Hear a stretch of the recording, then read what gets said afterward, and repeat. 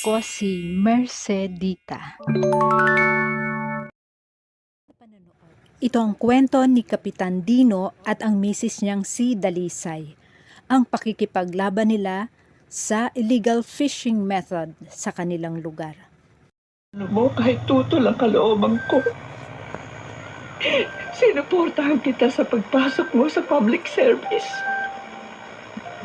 Alam natin pareho ang panganib na karugtong nito. Pero hindi ko inakadang aabot sa ganito. Isang sindikato ang binangga mo na kayagan mo tutulan ang iligal na paraan ng pangingisda.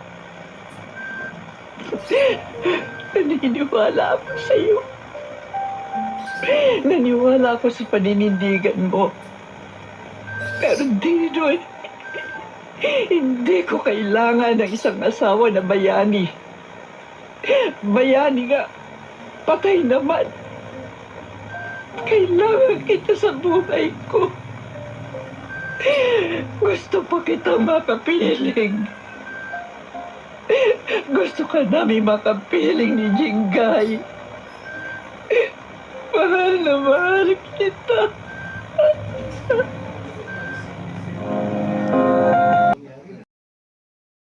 Nay, halika kayo. Dalihan niyo, tumayo na kayo dyan. Halika na. Sandali, Jinggay. Nagdarasal pa ako rito sa chapel ng hospital. Nay, si tatay. Nagkamali na siya. Hinahanap ka. Diyos ko. Totoo. Totoo ba na? Opo, Nay. Oh, salamat po, Diyos. Tayo na. Naroon na rin ang doktor. Tinitingnan siya.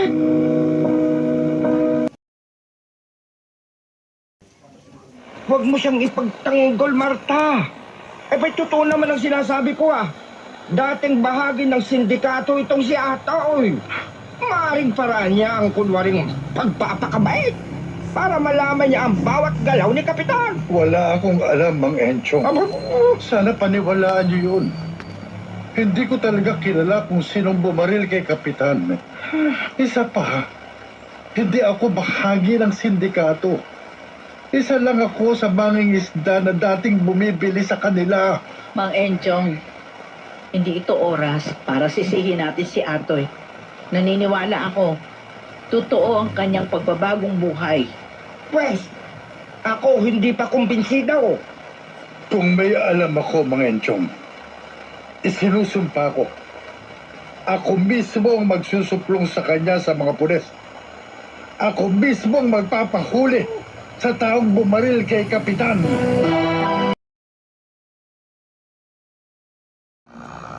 Dalisay. Dino. Salamat. Salamat, nagising ka na. Anong nangyari? May bumaril sa'yo habang nagpapatrolya sa barangay. Walang nakakita pero dahil narinig ang putok ng baril, hinanap ka agad ng mga kagawad mo. Sino? Wala ka bang maalala? Namukhaan mo ba ang bumaril sa'yo? Nakilala mo? Madilim noon. Ang sigurado ko lang, lalaki ang bumaril sa akin. Ipaalam natin sa pulisyang naalala mo pa. Baka kahit pa paano, makatulong to sa pag-iimbestiga nila. Kailangan makabalik ako sa paglingon ko. Diyos ko, Tino naman. Nabingit ng hambuhay mo. Hindi mo pa sapat to para kalimutan mo na lahat? Bakit ko kalilimutan? Dahil gusto ka nilang patahimikin. Gusto ka nilang patayin. Paano kami kapag nawala ka? Paano mga kabarangay natin kung tatalikuran ko sila? Puro ba ibang tao ang iisipin mo? Paano kami ni Jinggay? Paano ako? Kailan ako magiging mahalaga sa'yo? Palagi kitang kasama, Dalisay. Palagi kang mahalaga sa akin. Hindi ko nararamdaman ang halaga ko. Dahil hindi mo pinahahalagahan ang nararamdaman ko. Araw-araw na naglilingkod ka.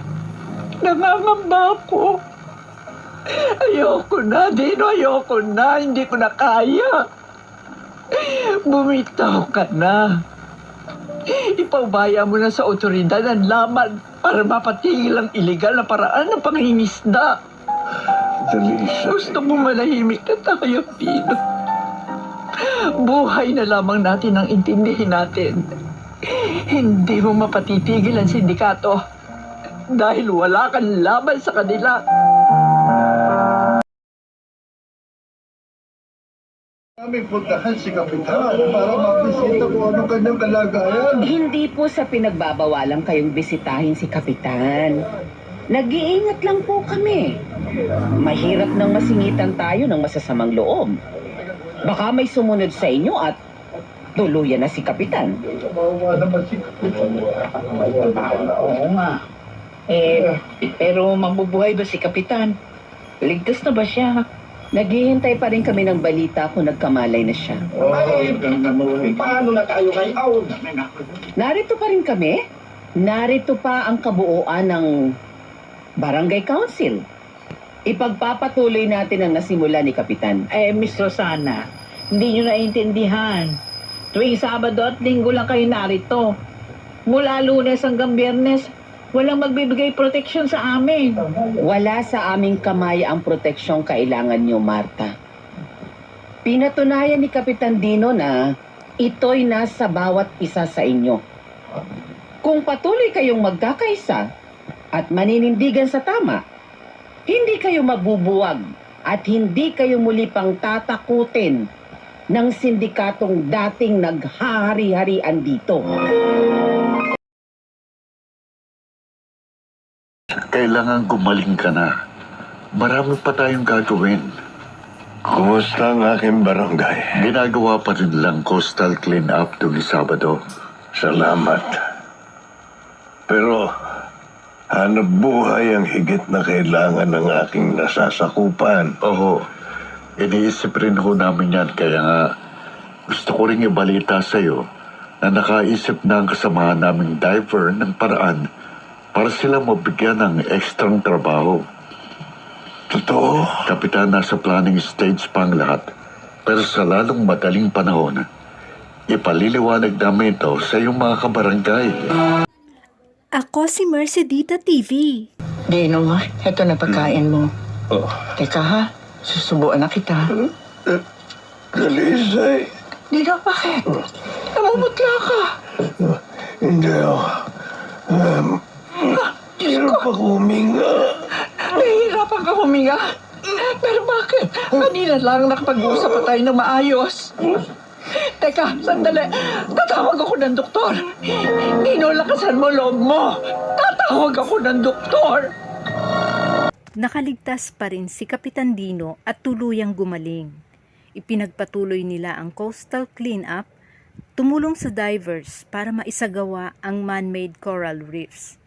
At sa tulong ng authorities, napahinto na ni Kapitan Dino ang illegal na dynamite fishing method sa lugar nila. Retirado na ngayon si Kapitan Dino. Hindi na siya tumakbo bilang barangay captain. At sa huli, finally nasabi niya kay Dalisay, "Ikaw lamang sa buhay ko."